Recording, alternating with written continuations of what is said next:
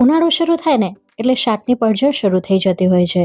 તો આજે આપણે ફક્ત 5 મિનિટમાં બની જતું નવી રીતે ડુંગળીનું કચુંબર બનાવીશું. આ કચુંબર એટલું ટેસ્ટી બને છે કે તમને શાકની પણ જરૂર નહીં પડે. ફરી પાછું આ કચુંબર ખાવાથી તમને ઉનાળામાં ગરમી અને લૂથી પણ રક્ષણ આપે છે, કારણ કે ડુંગળી છે એ એટલી ગુણકારી છે જે આપણે ઉનાળામાં ગરમી અને લૂ લાગવાથી બચાવે છે. તો અહીં આપણે 3 મીડિયમ સાઇઝની ડુંગળી લઈ લીધી છે, જેને આપણે ફોતરાનો ભાગ કાઢી નાખશું અને ત્યારબાદ આનો જે આંખનો ભાગ છે ને એ પણ કાઢી નાખવાનો છે, કારણ કે આ ખાતી વખતે બિલકુલ પણ સારો નથી લાગતો અને ટેસ્ટલેસ પણ હોય છે.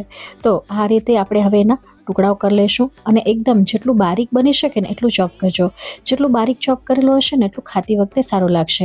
અહીં ચોપરનો ઉપયોગ ના કરીશું, કારણ કે ચોપરમાં ડુંગળીમાંથી એનો રસો છે ને એ છૂટો પડી જાય છે.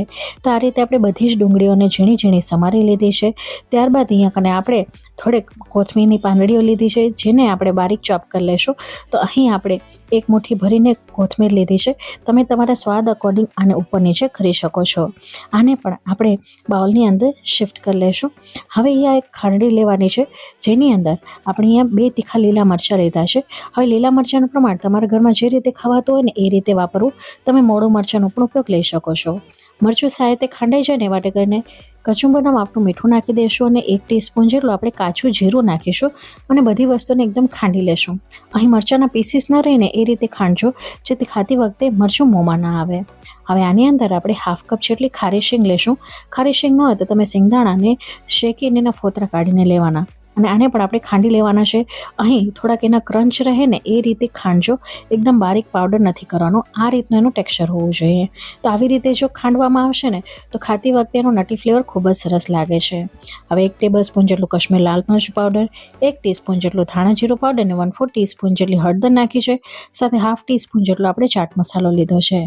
હવે આની અંદર જો ગળપણ પસંદ હોય તો ગોળ અથવા ખાંડનો ઉપયોગ કરી શકાય છે, અને ન નાખવો હોય તો તમે સ્કીપ પણ કરી શકો છો. તમે 1 ટેબલસ્પૂન જેટલું ગોળ નાખ્યો છે. સાથે 2 ટેબલસ્પૂન જેટલું ગરમ કરેલું તેલ, એની અંદર હિંગનો વઘાર કરીને આપણે ઉપરથી રેડી દઈશું અને બધી વસ્તુને સાથે મિક્સ કરી લઈશું. મિક્સ કરી લીધા બાદ આપણે અહીંયા ખટાશ પ્રમાણે લીંબુના રસનો ઉપયોગ કરીશું. તો જો લીંબુ મોટું હોય અને એમાં રસ વધારે હોય તો એ પ્રમાણે નાખવાનું. તો આપણે 1/2 થી 1/4 ચમચી જેટલો લીંબુનો રસ નાખ્યો છે અને ફરી પાછું બધી વસ્તુને મિક્સ કરી લીધું છે. તો તૈયાર છે આપણું નવી રીતે ડુંગળીનું કચુંબર. તો ફ્રેન્ડ્સ, જો આ રીતે ક્યારે પણ ડુંગળીનું કચુંબર ન બનાવ્યો હોય તો એકવાર જરૂરથી બનાવજો. તમે મારી રેસિપી કયા ગામ, કયા શહેર, કયા મેગા સિટીથી જોવો છો, કમેન્ટ બોક્સમાં તમારો અનુભવ મારી સાથે શેર કરવાનું ભૂલતા નહીં અને તમારા સિટીનું નામ મેન્શન કરવાનું ભૂલતા નહીં. હું ફરી મળીશ આવી જ નવી રેસિપી સાથે.